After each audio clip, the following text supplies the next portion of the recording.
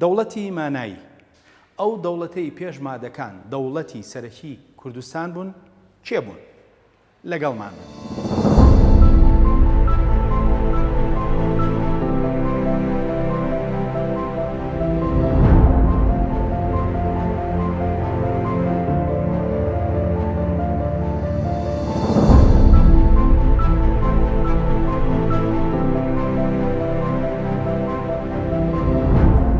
لە سەد ساڵی ڕابردوودا مێژوویەکی وایان بۆ داڕشتوین کە تا ڕادێکی باش لە خۆمان بزبووین. ئێمە ئەو چیرۆکە درۆیی نەمان قبول کردووە کە دەستگا ئەکادیمیە جیهانیەکان بۆیان داڕشتوین. لە ئەنجامدا هەندێک جار تەنانەت بۆمان گران دەبێت بڕوا بکەین 2000 ساڵیش لەسەرم خاکە بوو بێتی. بەڵام کاتێک سەیری سەرچاوەکان دەکەین بە تەواوی شتێکی تر دەبینین.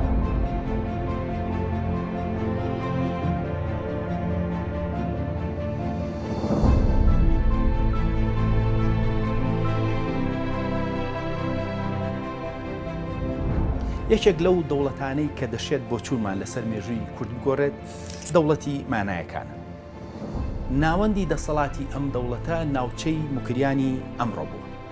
ئەم دەوڵەتە نزیکی 2900 ساڵ لەمەوبەر لە سەرچاوەکاندا ئاماژەیان پێکراوە و پێش مادەکان ئەمان دەوڵەتی گرنگی کوردی بوون. جا با بەیەکەوە سەیری سەرچاوەکان بکەین. جاین مانایەکان چێ بوون؟ مێژوویان چۆن بوو و پەیوەندیان بە کوردەوە چییە؟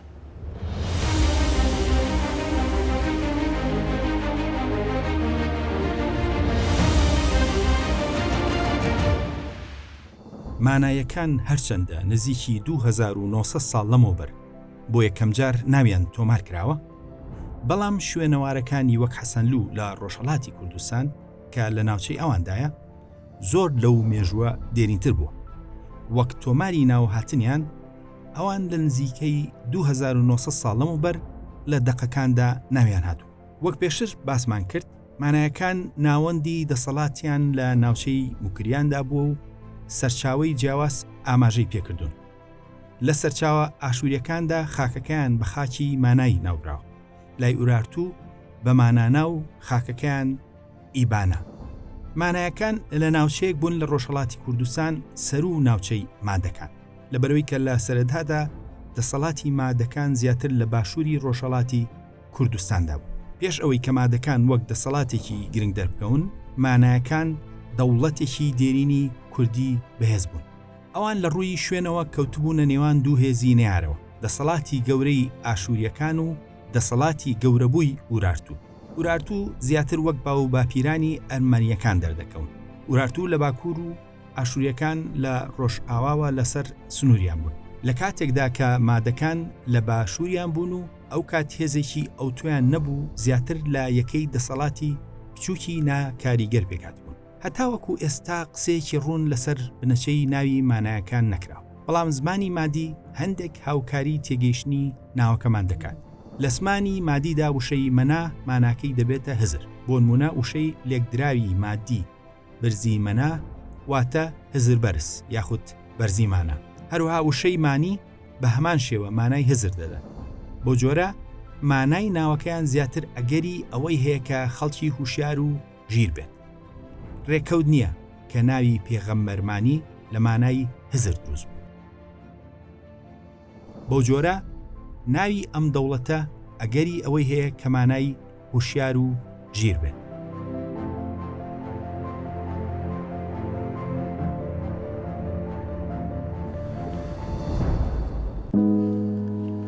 وەک پێشتر ئاماژەمان پێکرد، ناوەندی دەسەڵاتی ماناییەکان ناوچەی موکریانی ئەمڕۆ بووە.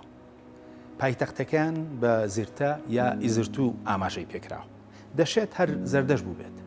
زۆر جار لە دەقە کۆنەکاندا بە تایبەتیش کە بە زمانی ئاشووری تۆمارکرا بێت، هەندێک لە پیتەکان دەگۆڕێت. شوێنی ئەم پایتەختە بە نزیک سەقز و هەندێک جاریش بە نزیک بۆکان پێشنیار کراوە. ماناییەکان وەکو پێشتریش ئاماژەم پێکرد، ئەوان کەوتبوونە باکووری ناوەندی دەسەڵاتی مادەکانەوە.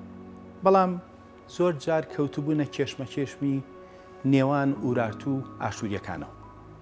پرسیارەکە ئەوەیە، ئەگەر مانایەکان 2900 ساڵ لەمەوبەر لەسەر خاچی کوردستان و بێتن، ئایا بە کام زمان قسەیان کردووە؟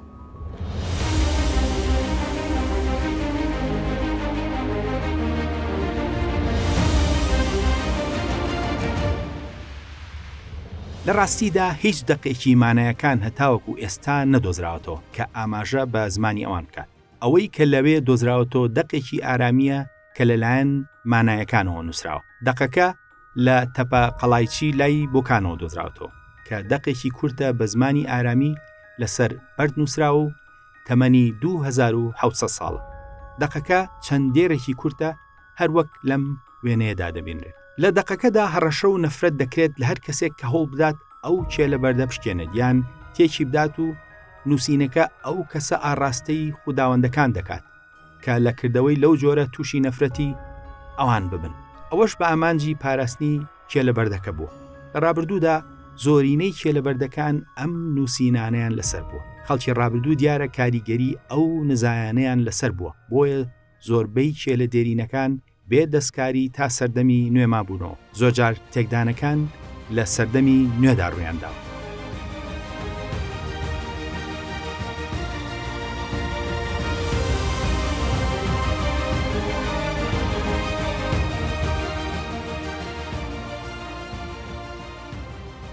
بەکارهێنانی زمانی ئارامی لەسەر کێلەکە بۆ ئەوە دەگەڕێتەوە کە زمانی بڵاوی ناوچەکە بۆ نووسین زمانی ئارامین بووە و ئەو زمانە سەردەمانێک بڵاوترین زمانی نووسینی ناوچەکە بوو. بەڵام لە ڕێگەی هەندێک لە ناوەکانیان و بەراوردکردنیان بە زمانی مادەکان ئەوە هەندێک لایەنی زمانەوانی مانایەکانمان بۆ ڕوون دەبێتەوە. بۆ نمونە یەکێک لە پادشاکانی مانایەکان ناوی ئازا بووە. هەروەها لە دەقێکی زمانی ئەکەدیدا ئاماژە بە مانایەکان کراوە بە شێوەی مانایکان و زمانەوەکانی بوارەکە پیان وایە کە ئەو ناوە ئەگەری ئەوەی هەیە کە بۆ ئاماژەکردن بێت بە مانایەکان. لە ڕاستیدا ئەو ئەگەرە زۆر بەهێزە. ئەوەش لەبەرەوەی کە ئامرازی بزوێن و کەی ناسین لە زمانی مادیشدا هەبوو، جگەلەوەی کە ئامرازی کۆی ئانیش هەبوو. کەواتە ئەو سەردەمە لە زمانی مادیشدا مانایەکان هەر ماناییەکانی کوردی داوە. هەروەها ناوی پیشەی وەک وستار ڕیبەر بە مانای فۆرمەنی ئینگلیزی وەرگێڕاوە کە ڕێک مانای وەستای کوردی هەیە.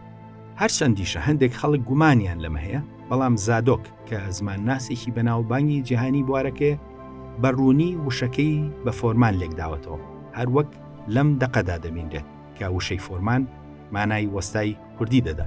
هەروەها ناوی بەگداتی ناوی دەسەڵاتدارێکی مانایی بووە. ئەم وشەیە ڕێک مانای بەگزادە دەدا، لەبەرەوەی کە لە ناو مادەکانیشدا بەگزاتە هەر مانای بەگزادەی کوردی داوە.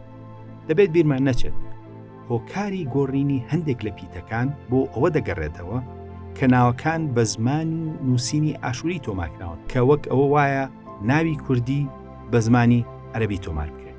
هەروەها یەکێک لە پادشاکانیان ناوی دیاکۆ بووە کە لە هەمان کاتدا ناوی دامەزرێنەری دەوڵەتی مادەکان بووە و لای هوریەکانیش لە کەرکووک پێشتر ناوەکە تۆماری هەیە. تەنانەت لێکۆڵەران ئەگەری ئەوەیان داناوە کە ئەو دیاکۆیی کە بە باوکی دەوڵەتی مادی دادەنرێت هەر هەمان دیاکۆی مانایەکان بێت، لەبەرەوەی کە نزیکی هاوسەردەمی دیاکۆی مادی بوو. جگەلەوە ناوی شوێنێکی وەک شواندۆڵی مانایەکان بەڕوونی شوانە دۆڵی کوردیە، ئەوەی مایی سەرنجە و پشتگیری لە دێرینی ناوە لێکدراوەکە دەکات. ئەگەر ناوی شوانە دۆڵ وەربگێڕێت بۆ زمانەکانی سۆمەری و ئینگلیزی و ئەڵمانی، ئەوە ئەو پەیوەندیە زمانەوانیەشمان بۆ دەردەکەوێت و جارێکی تر دەری دەخات کە زمانی کوردی چەند دێرینە. زمانی مانایی شواندۆڵ، سۆمەری شوبدۆڵ، کوردی شوانەدۆڵ، ئینگلیزی شەپەردێڵ، ئەڵمانی شافەرتاڵ. بەداخەوە جگە لە چەند ناوی کەس و شوێنێک شتێکی ئەوتۆ لە زمانەکان نازانێت.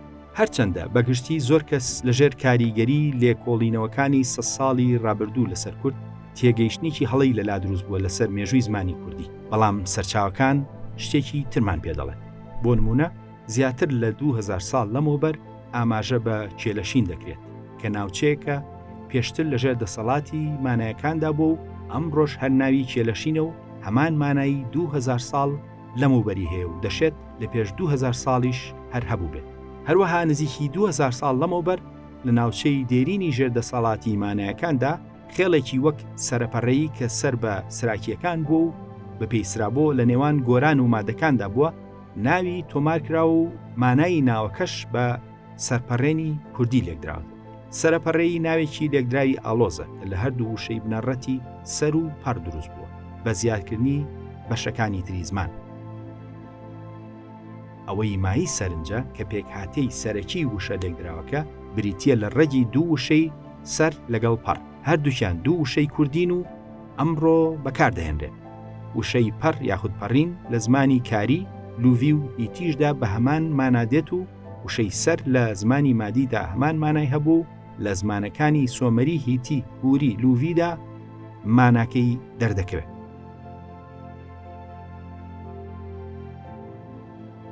گەرتۆزێک لەوێش بەرە و نزیک تارانی ئەمڕۆ نزیک بینەوە کە ناوچەی مادەکان بووە لە ڕابردوودا، لەوێ زنجیرەچیای ئەلبورس هەیە کە لە ئاڤێستادا ناوەکەی بە کوردیەکی ڕوون بە شێوەی هەرەبەرزایەتی تۆمارکراوە.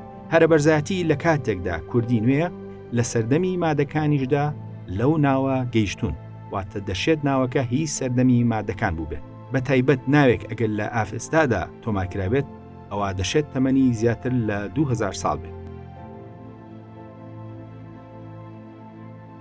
جگە لە هەموو ئەوانە مانایەکان هاوسەردەمی مادەکان بوون.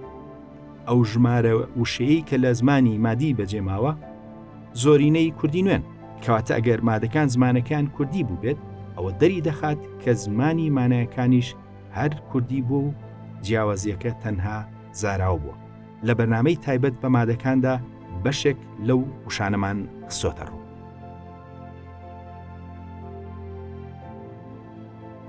یان بۆ نمونە لە ساڵی 1930 پێش زایندا ناوی سەرکردەیەکی ناوچەی مادەکان بە میتراکو تۆمارکراوە، لە کاتێکدا کە ناوی هۆزێکی کوردی لە سەرچاوە ئیسلامیەکاندا بە مهێرکی تۆمارکراوە.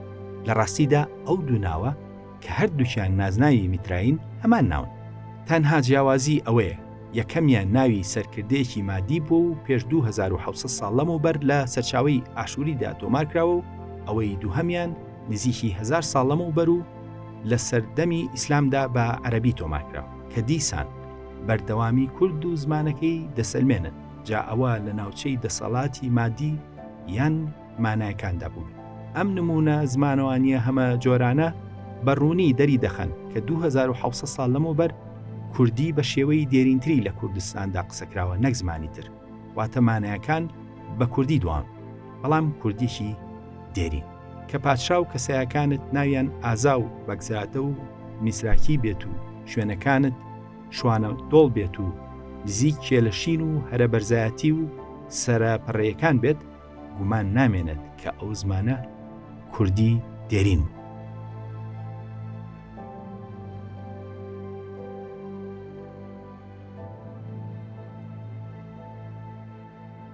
هەروەک ڕوون بۆوە چەندین ناوی تەمەن 2000 ساڵە هی شوێن هۆسچیا لە ڕابردوودا بە کوردی نوێ بووە.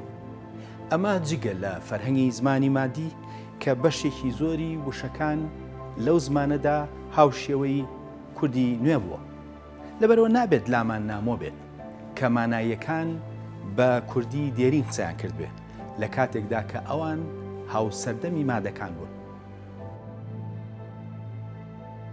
سەرڕایەوە ئێمە بۆ ئەوەی لە قوڵایی مانایەکان بگەین ڕوبەڕووی هەندێک کێشە دەبینەوە. یەکێک لەو کێشە جدیانە ئەوەیە کە سەرچاوەکان لە ئورارت و ئاشووریەکانەوە هاتوون. ئەم دوانە هەردووکیان نەیاری مانایەکان بوون و زۆرجار لە جەنگدا بوون لەگەڵیاندا. لەبەرەوە ئێمە لە ڕێگای ئەم سەرچاوانەوە ناتوانین مانایەکان باش بناسین. ئێمە نازانین پاشایی مانایەکان چی گوتووە و مانایەکان ڕوانگەیان بۆ ژیان چۆن بووە. بەڵام لە ڕێگەی هەندێک نامەگۆڕینەوەی نێوان مانایەکان و ئاشووریەکانەوە هەندێک لایەنی کۆمەڵایەتی ئەم دەوڵەتە دەکەوێتە ڕوو.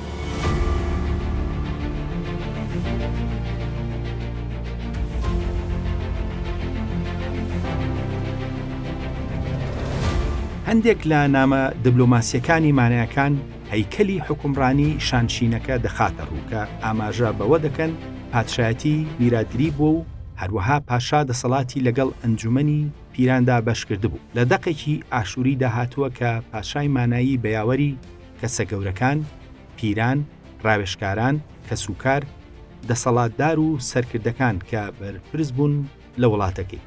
واتە دەسەڵات لای پاشایی مانایی ڕەها نەبوو و لەگەڵ دەسەڵاتدارە ناوچەیەکان و ئەنجومەنی پیران و ئەوانی تردا بەشکرا بوو.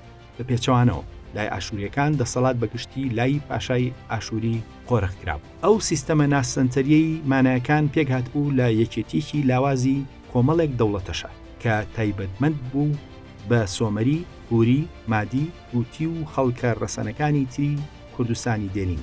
تەنانەت ئیمپراتۆریەتی ئەیوبی کوردی پەیڕەوی سیستمێکی هاوشێوەی دەکرد.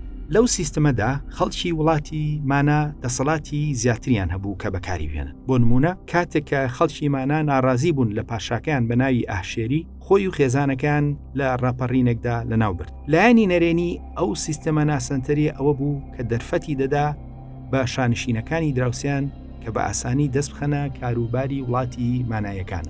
هەردوو ئورارت و ئاشوور ئەوەیان دەکرد و ئەوە یەکێک لە هۆکارەکان بووە کە مانایەکان پاشا و شانشینێکی بەهێزیان نەبووە بە بەراورد بە ئاشووری و ئورارت. شانشینەکە دابەشکرا بوو بەسەر چەند ناوچەیەکدا. بۆ نمونە سوونی کە لە نزیک تەورێز بووە، شارێکی گرنگی ئەوان بوو، دواتریش لە سەردەمی ئیسلامدا پایتەختی دەوڵەتی ڕەوادی بوو. هەروەها پەردە کە دواتریش لە سەردەمی ئیسلامدا ناوەکەی بە بەردەعا بوو و شارێکی گرنگی دەوڵەتی ڕەوادی کوردی ئازەربایجان بوو.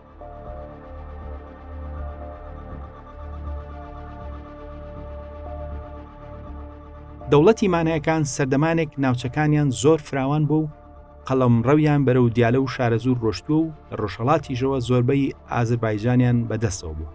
بەڵام زۆر جار لە جەنگدامون لەگەڵ ئورارت و ئاشووریەکاندا. ماوەیەکیش لە بەرژەوەندی هەردوو لا ڕێکەوتنێکی درێژخایانیان لەگەڵ ئاشووریەکاندا کرد.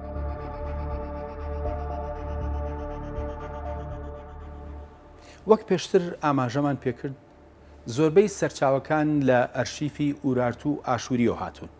ئەم دوانە هەردووکیان ناری مانایەکان بوون. لەبەرەوە ناتوانن وێنێکی ڕوون لەسەر مانایەکانمان بخەنە بەردەست.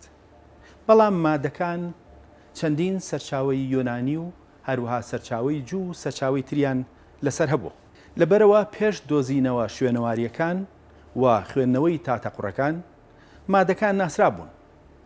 بەڵام مانایەکان تەنها دوای ئەو دۆزینەوانە ناسران. لەبەر ئەم هۆکارە هێشتا مانایەکان باش نەناسرا. ئەمە جگە لەوەی کە تاکو ئێستا دەوڵەتێک پشتگیری لە لێکۆڵینەوە زانستیەکان لەسەر مانایەکان نەکردووە. ئەمانە هەمووی هۆکار بوون بۆی هەتاوەکو ئەمڕۆ مانایەکان بەباشی نەناسرا. خۆشبەختانە شوێنەوارە مانایەکان هەندێک زانیاریمان پێدەدەن.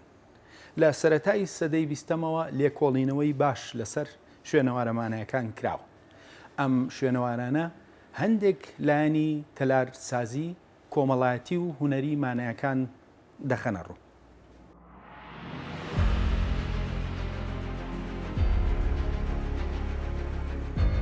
یەکێک لە شوێنەوارە گرنگەکانی مانایەکان بریتیە لە شوێنەواری زێوەی نزیک سەقز. لە سەدەی ڕابردوودا چەند کنە و پشکنینێک لەوێ کراوە و ئەنجامی زۆر باشیە بووە. لەوێ کاری هونەری سەرسوڕهێنەری زێر و مس و زی و ئاچ دۆزراونەتەوە. ئەمانەی دەیبینن ئەو پارچە شوێنەواریانەی ئەو ناوچەیە. بۆ نمونە ئەمانە کاری هونەری و دەستی زێر و کانزان دەبینرێت، وردەکاریەکی زۆر و ئاستێکی باڵای هونەری دەبینرێت کە دەری دەخات مانایەکان خەڵکانێکی فەرهەنگ دەوڵەمەند بوون و هەندێک جار لە ڕێگای ئەو کارانەیانەوە بابەتە ئاینەکانیشیان دەکەونە ڕوو. ئەمانە نمونەی هەندێک کاری ئەوانن لەسەر حاجی فیل دروستکراوە. ئەمانەی دەیبینن کاری گڵێنە و سیرامیکی مانایەکانە کە وەک سەرنجە درێن ڕنگ و نەخشی نایابیان لەسەرکراوە. لەم چەند ساڵەدا هەندێک گومان لە ناو شوێنەوارناسان دروست بووە لەوەی کە ئەگەر ئەم پارچانە هەمووی لە زێوەوە هاتبێت، لەبەرەوەی بەشێکی باشی کنە و پشکنینەکان لەلایەن خەڵکی ئاساییەوە کراوە وەک لە شوێنەوارناسان.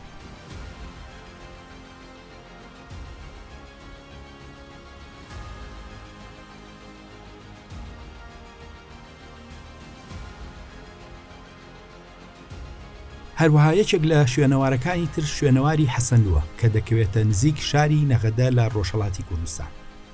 ئەم شوێنەوارە تەمەنی دەگەڕێتەوە بۆ نزیکی 2100 ساڵ پێشزاین و بەردەوام ژیانی تێدا بووە. بەڵام دەوڵەمەندترین قۆناغی سەدەی دێم و نوێمی پێشزاینە. دواتر لە ساڵی 800 پێشزایندا واتە 2800 ساڵ لەمەوبەر هێرشی کراوەتە سەر و خەڵکەکەی کوژراوە و شوێنەکەش سووتێنراوە. دوژمنێک ئەگەر ئاشووریان ورارتوو بوو بێت چووەتە سەریان و ڕەشە کوژی کردوون. زۆر لە مردووەکان لەوێدا بەجێ هەڵراون. دواتر دیسانەوە شوێنەکە دروست کراوەتەوە و هەموو ئەو ڕووداوانە لە شوێنەوارەکەدا دیارە. لەم شوێنەوارەدا ئێسکە پەیکەری دوو کەس لە تەنیشت یەکەوە هەن کە جێی کوشتنیان پێوە دیار نیە و لە جیهاندا بە ئەویندارەکانی حەسەنلوو نێوبانگی دەرکردو و شێوەی دانانیان بە یەکەوە کە وەک ئەوەی ماچیان کردبێت سەرنجی خەڵکی بۆ بابەتەکە ڕاکێشاوە. ئەم بابەتە لە جیهاندا قسەی زۆر لەسەرکراوە. سەرڕایەوە زانایانی بوارەکە بە شێوەیەکی زانستی و لە دەرەوەی ئەو مانە سادەیەدا لێکۆڵینەوەی لەسەر دەکەن. حەسەنلووش وەک شوێنەوارە مانایەکانی تر زۆر دەوڵەمەندە بە کاری هونەری. ئەمانە هەندێک نمونەی کاری زێڕ و کانزان. ئەمانە هەندێک نمونەی کاری گڵ و سیرامیک. ئەمانەش چەند نمونەیەکی تری کاری هونەری مانایەکانە کە ئاستێکی بەرزیان لەو بوارەدا دەردەکەوێت.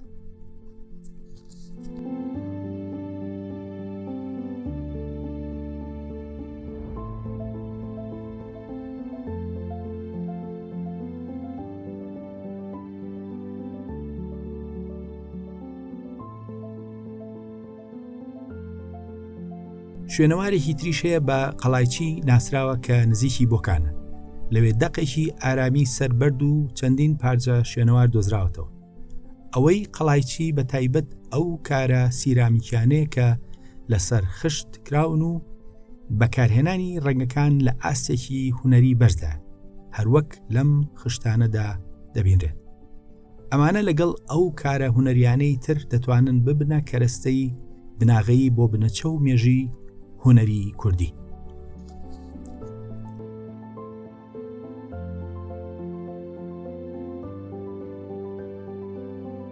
ئەمانەی هەڵبژێرابوون تەنها لە 3 شوێنەواری ناوچەی مانەیەکانەوە بوون. ئەوان چەندین قەڵاو شوێنەواری تریان لێ بەجێماوە کە هەریەکەیان جیهانێکی هونەری و فەرهەنگی مانایەکان دەخەنە ڕوو کە یەکێک لە باو باپیرانی دێرینی کوردن. وەک بینیمان ئاستێکی هونەری بەرز و فەرهەنگێکی دەوڵەمەند دەرکەوت کە نیشانی دەدات مانایەکان شارستانێتێکیان لەسەر خاکی کوردستان دامەزراندووە. ئەوەی مای سەرنجە ئەم شوێنەوارانە هەمووی پێش دەرکەوتنی فارسن وەک شارستانیەت کە ئەمڕۆ ڕۆڵێکی گەورە و نادروست و ناواقعیان لە مێژوودا بۆ دروستکردون. ئەم شوێنەوارانە هەمووی ئەوە دەسەلمێنن کە باو باپیرانی دێرینی کورد لە چه ئاستێکی هونەری و فەرهەنگیدا بوون. سەرڕایەوە ئێمە هەتاوەکو ئێستا باسی لایەنی شوێنەوار زمان و چەند لایەنێکی ترمان کردووە. بەڵام بابێکەوە بزانین ئەم شارستانیەتە متمانەی کردووە سەر چ جۆرە ئابوووریەک. ئابووری مانایەکان متمانەی دەکردە سەر ئاژەڵداری ڕەشەوڵاخ، مەڕووماڵات و ئاژەڵی بارەبەر. هەروەها کشتتوکاڵیش بەشێکی گرنگی ئابووری ئەوان بووە. مانایەکان گەنم، جۆ، ترێ و بەرهەمی تری کشتتوکاڵیان هەبوو. گەنمی ئەوان لە تەوراتدا وەک جۆرێکی بەنرخ ئاماژەی پێکراوە و دیارە ئەوان گەنمیان بۆ ناوچەی جیاواز ناردووە هەر لەبەر ئەوەشەکە لە تەوراتدا ئاماژەی پێکراوە.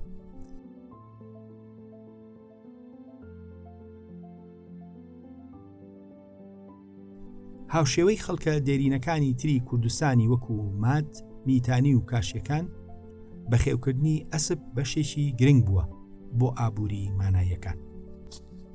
ئەوان جگە لەوەی کە ئەسپیان لە جەنگ و گواستنەوەدا بەکارهێناوە، ئەسپی شیان فرۆشتووە بە ناوچەکانی دەوروبەریان.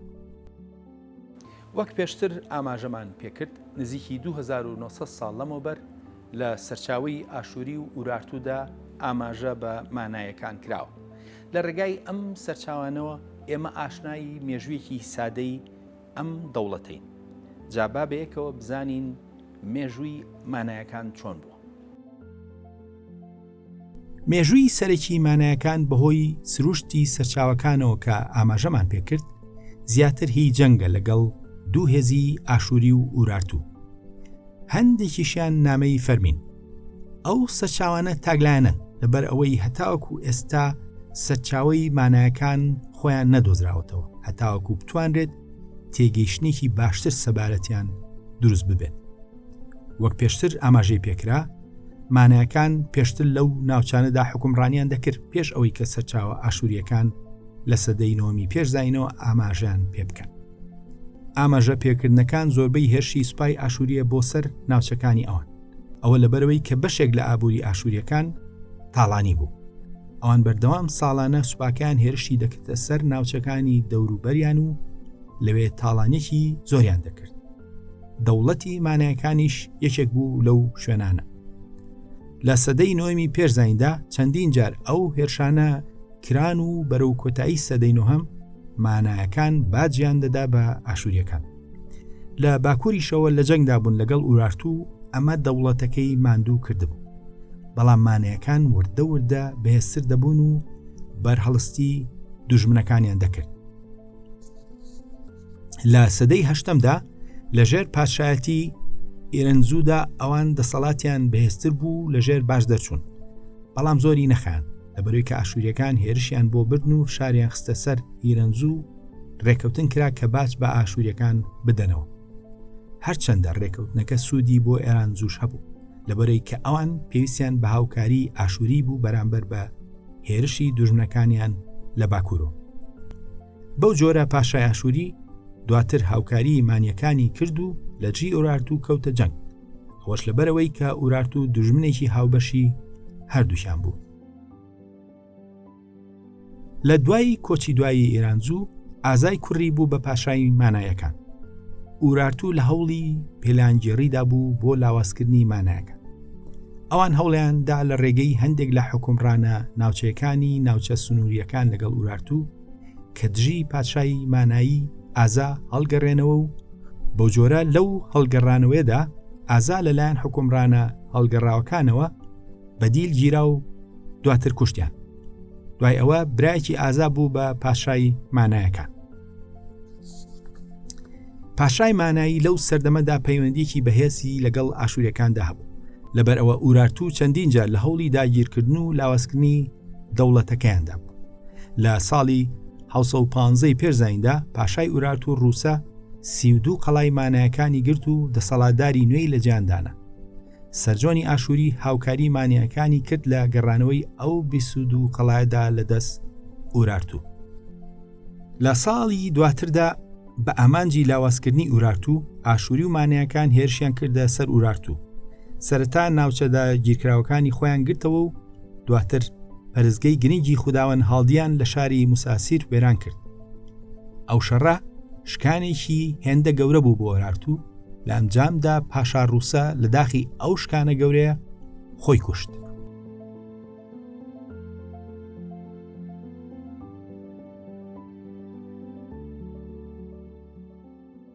بەو جۆرە ئۆرارتوو لە باکوورەوە بە شێوەیەکی بەرچاو لاوازکرا. لە ئەنجامدا دەوڵەتی مانا خۆی جێگیر کرد و پێگەی وەک شانشینێک زۆر بەهێزتر بوو. ئەمە وای کرد مانایەکان بڕوایان بە خۆیان زیاد بکە و بە شێوەیەک کە بەرامبەر بە ئورارتوو ئاشووریەکانیش دەوەستانەوە و تەنانەت دواتر چەند قەڵایەکی ئاشووریشیان گرت. دوو پادشای ئاشووری سەنحاری بوو سەرحەدۆن هەڵمەتی سەربازیان لە دژی مانایەکان دەست پێ کرد بێ ئەوەی کەشتێکی ئەوتۆ بەدەست بێنن. لە هەمان کادا مانایەکان هاوپەیمانیان لەگەڵ مادەکاندا بەست لە دژی ئاشووریەکان. ململانەکان لە نێوان ئاشووری و مانایەکاندا بەردەوام بوو. بەڵام وردە وردە ناوچەکە بەرەو گۆڕانێکی گەورە دەچوو لە بەرژەوەندی کورد. لە ساڵی 612 پێشزایندا ئاشووریەکان لەلایەن سوپای هاوپەیمانی ماد و بابلیەکانەوە شکان. دوا بە دوای ئەوە وڵاتی مانایەکان خرایە سەر ئیمپراتۆریەتی ماد. دوای ڕوخانی ئاشووریەکان شتێکی ئەوتۆ لە سەرچاوەکاندا سەبارەت بە مانایەکان نابیسرێت. دەشێت بە شێوەیەکی سەرەکی هۆکارەکەی ئەوە بێت کە مانایەکان هەمان بنەچەی زمانەوانی و کللتوریان لەگەڵ مادەکاندا هەبوو بێت. ئەوان هەردووچیان حکومڕانی کورد بوون کە حکمی ناوچەی جیاوازی کوردستانیان دەکرد.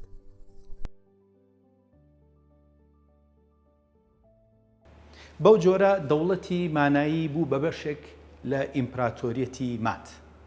وردەکاری ئەم تێکەڵبوونە لە سەرچاوەکاندا ڕوون نییە، بەڵام دواتر نزیکەی 2000 ساڵ لەمەوبەر لە سەرچاوە یۆنانیەکاندا کاتێک کە ئاماژە بە وڵاتی مات دەکرێت دوو ناوچە ناوی دەهێنرێت. یەکێکیان میدیای گەورە، ئەوی تریان میتیاری ئاتەرپاسیان یاخود میدیای بچووکیشیان پێدەگوت. هۆکاری ئەم جیاکردنەوە بۆ ڕابردووی دەوڵەتی مانی دەگەڕێتەوە لە ناو ئیمپراتۆریەتی ماددا.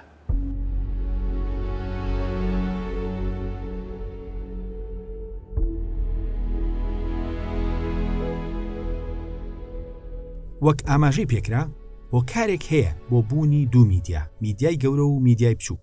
لە ڕاستیدا میدیای گەورە بنکەی سەرەکی و پەیدابوونی مادەکان بوو، بەڵام میدیای بچووک بە ئاتەرپاسان یاخود ئازەربایجانیش دەناسرا لە بنەچەدا وڵاتی مانایەکان بوو. دوای ئەوەی کە ئیمپراتۆریەتی فارسی لەلایەن یۆنانیەکانەوە شکێنرا، لە ناوچەکەدا بەگشتی تەنها پادشا کە شەرعێتی مێژووی هەبوو پاشای مادەکان بوو. ئاتەرپاس پاشایەکی منەچەمادی بوو، هاوپەیمانی ئەسکەندەری مەقدونی بوو. بۆی ئەسکەندەر تەنها دەوڵەتی سربەخۆ کە هێشتی لە ناوچەکەدا هەبێت میدیای بچووک یاخود میدیای ئاتەرپاسیان یاخود ئازەربایجان بوو. ئەو دەوڵەتە بەناوی پاشا مادیەکەیەوە ناونرا کە ناوی ئاتەرپاس بوو. بەو جۆرە وڵاتی مانایەکان لە سەدەی چوارەمی پێشزاینەوە ناوەکەی گۆڕا بۆ ئاتەرپاسیان و لەو کاتەوە تاجی پادشایی مادەکان برایە ئەوێ و بنەماڵەی پادشایی مادەکان لەبێوە حکومڕانیان دەکرد. هەر لەبەرەوەشە کە پێی گوتراوە میدیای ئاترۆپاتیان بە ناوی ئەو پاشا کوردە مادیەوە. لە ڕاستیدا مێژوونووسی ئەرمەنی موسای خۆرێن ئاماژە بەو ڕاستیە دەکات. ئەو لە سەدەی پێنجەمی زاینیدا ئاماژە بەوە دەکات کە مادەکان دوای ڕوخانیان لەلایەن فارسەکانەوە چوونەتەوە ئەو ناوچانە و خەڵکی ئەو ناوچانە لە سەدەی پێنجەمی زاینیدا هێشتا دەماودەم ئەو چیرۆکیان گێڕاوەتەوە. واتە وڵاتی ئازەربایجان لە میدیای ئاترۆپاتیانەوە دروست بووە کە ئەویش بنەچەکەی دەگەڕێتەوە بۆ وڵاتی مانایەکان و دواتر لە سەردەمی ئیسلامدا ئاتەرپاسیان کرایە ئازەربایجان.